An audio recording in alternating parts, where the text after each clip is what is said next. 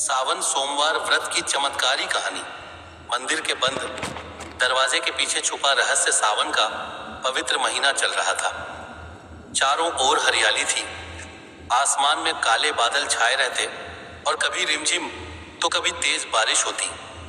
गांव के बीचों बीच भगवान शिव का एक बहुत पुराना मंदिर था। लोग उसे नीलकंठ महादेव मंदिर कहते थे। कहा जाता था कि उस मंदिर में स्थापित शिवलिंग स्वयंभू है। गांव के बुजुर्गों का मानना था कि सावन के सोमवार को सच्चे मन से यहाँ पूजा करने वाले भक्त की मनोकामना भगवान शिव तक जरूर पहुंचती है। लेकिन उस मंदिर से जुड़ी एक रहस्यमयी बात भी थी।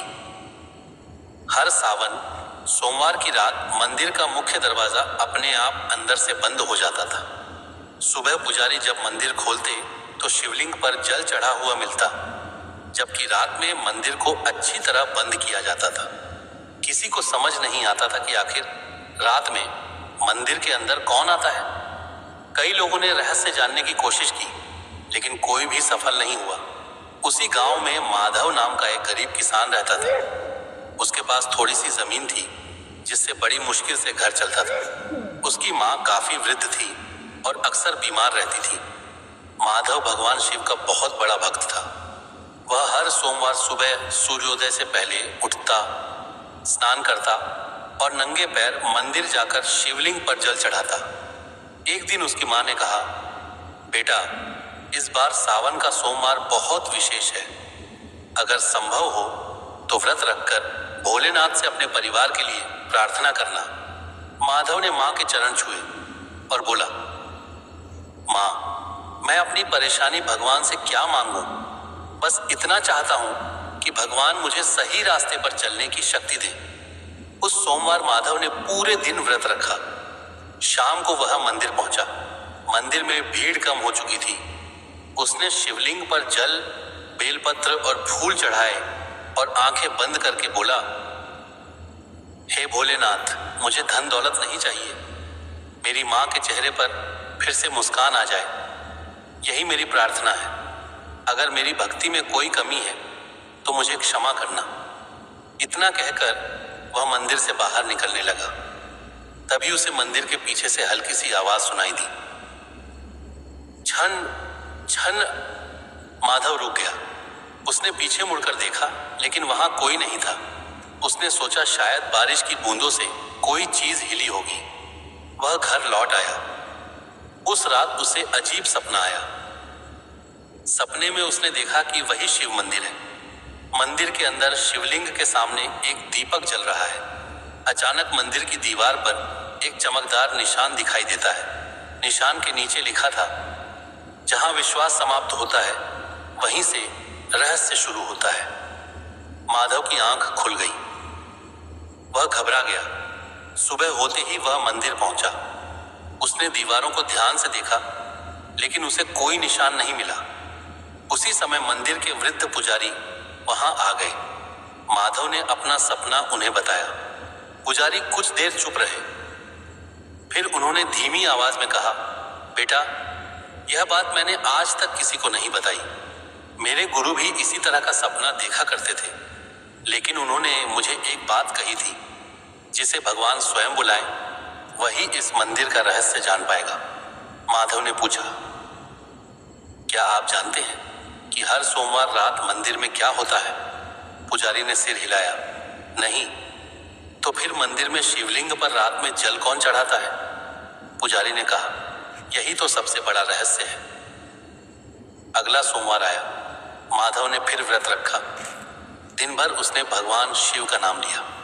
शाम को वह मंदिर गया। पूजा के बाद जब सभी लोग चले गए, तब माधव ने मंदिर के बाहर बैठकर कुछ देर ध्यान करने का निर्णय लिया। रात गहरी होती गई। बारिश तेज हो गई। मंदिर के चारों ओर सन्नाटा छा गया। अचानक मंदिर के अंदर से घंटी बजने की आवाज आई। टन टन टन। माधव चौंक गया। मंदिर तो बंद था। उसने दरवाजे के पास जाकर कान लगाया। अंदर से जैसे किसी के कदमों की बहुत धीमी आवाज आ रही थी। छप छप छप। माधव का दिल तेजी से धड़कने लगा।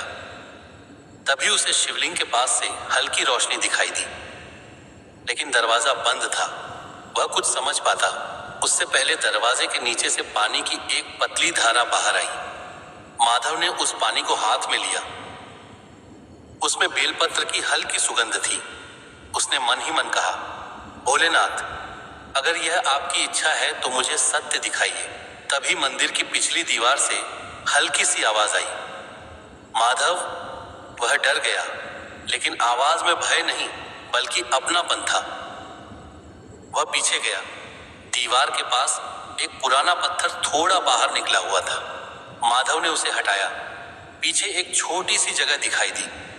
वहां मिट्टी का एक पुराना दीपक रखा था और उसके पास एक कपड़े में लिपटी हुई वस्तु। माधव ने कपड़ा खोला। उसमें एक पुरानी तांबे की पत्ती थी। उस पर लिखा था, जिस सोमवार को कोई भक्त बिना स्वार्थ के भगवान से केवल सेवा और सत्य की शक्ति मांगेगा, उसी दिन मंदिर का बंद रहस्य खुलेगा। माधव की आंखों में आंसू आ गए। तभी मंदिर के अंदर घंटी फिर बजने लगी और अचानक मंदिर का दरवाजा अपने आप खुल गया। माधव धीरे धीरे अंदर गया। शिवलिंग के सामने दीपक जल रहा था। शिवलिंग पर ताजा जल था और उसके ऊपर एक नया बेलपत्र रखा था। माधव ने चारों ओर देखा। वहां कोई नहीं था, लेकिन तभी उसकी नजर शिवलिंग के पीछे गई। दीवार पर वही निशान चमक रहा था जो उसने सपने में देखा था।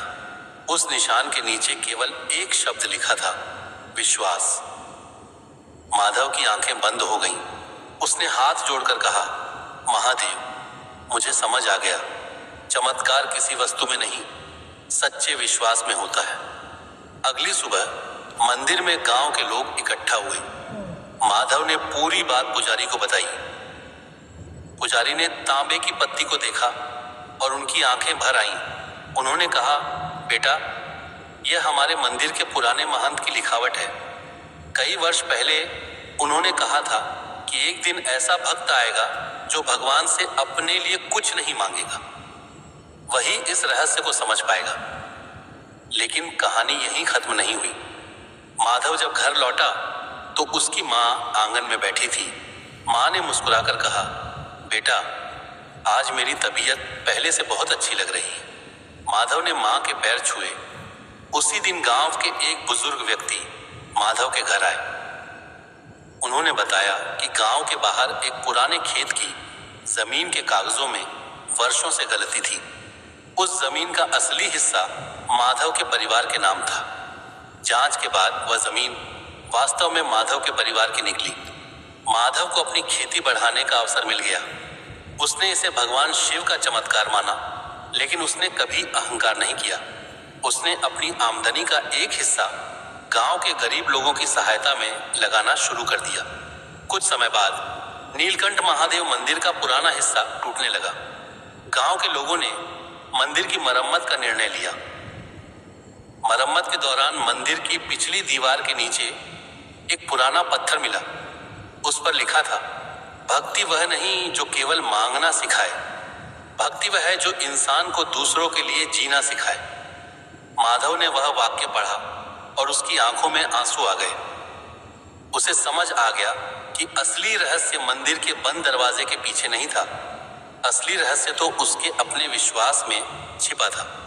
उस दिन से हर सावन सोमवार को गांव में लोग मंदिर में पूजा करने के साथ साथ गरीबों की सहायता करने लगे। और कहते हैं कि आज भी सावन के सोमवार की रात उस पुराने मंदिर में कभी कभी घंटी अपने आप बजती है।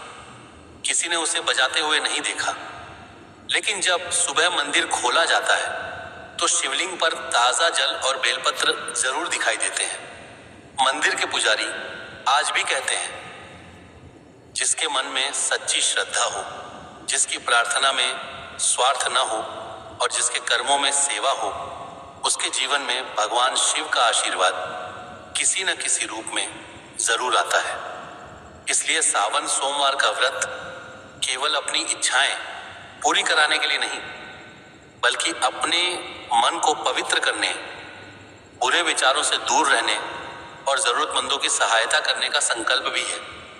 क्योंकि भगवान शिव को सबसे प्रिय वही भक्त होता है जिसके हाथ पूजा के लिए जुड़ते हैं और वही हाथ किसी जरूरतमंद की मदद के लिए भी आगे बढ़ते हैं। ऐसे ही और कहानी और कथा सुनने के लिए हमारे चैनल को लाइक, शेयर, फॉलो और सब्सक्राइब करें। धन्यवाद।